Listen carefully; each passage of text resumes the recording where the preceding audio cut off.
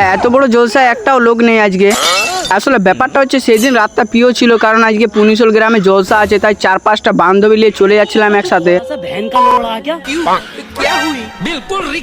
হ্যাঁ, এই জলসাটাতে অনেক দূর অব্দি লাইট দিয়েছিল, বেশি না কথা বলে আমাদেরকে যেতে হবে ঝটাক পটাক করে, আর অর্ধেকটা রাস্তা পেয়ে গেছিলাম আমরা। হ্যাঁ, এই জলসাটাতে দুধারের দিকে জলসা হচ্ছে, একটা পুণ্য খানকা একটা নতুন খানকায়। যাই হোক, এসে একটু হিরো হিরো ভাব লিচ্ছিলাম, অনেক লোক ছিল তো তার জন্য হিরো হিরো ভাব লিচ্ছিলাম। আর হ্যাঁ, এটা পুণ্য খানকার গেটটা খুব সুন্দর সাজিয়েছিল। তারপর যেতে যেতে আমার বান্ধবীগুলো বলছিল এখানে এক গাদা ভাতার আছে। আমিও বলে দিলাম বান্ধবীগুলোকে যে তোরা ভাতার বাচ, আর আমি এদিকে একটু কিছু দেখে এসি কেমন কি নামিয়েছে। আর এই জলসাটাতে অনেক দূর দূর জায়গার থেকে নয়া নয়া লোক আসে। হ্যাঁ, মনিহারি দোকানটা দেখতে আমার একটা মনে পড়া গেল, যদি বইয়ের জন্য একটা ভালো দেখে ওই নাগপুর নিতাম ভালো হতো, কিন্তু করার কিছু নেই, এখন আমি বিয়েটা করি। যাই হোক, বাদ দাও বিয়ের কথাটা, এখন ছাড়ো তো, এখন দেখতে হবে আমাদেরকে নয়া নয়া ভাতারাই যে বলছে এক গাদা। এদিকে অনেকগুলো ভাতা দেখা হয়ে গেছিল, আর ভাবছিলাম একটু ভিতরটা দেখেছি কেমন লোক হয়েছে।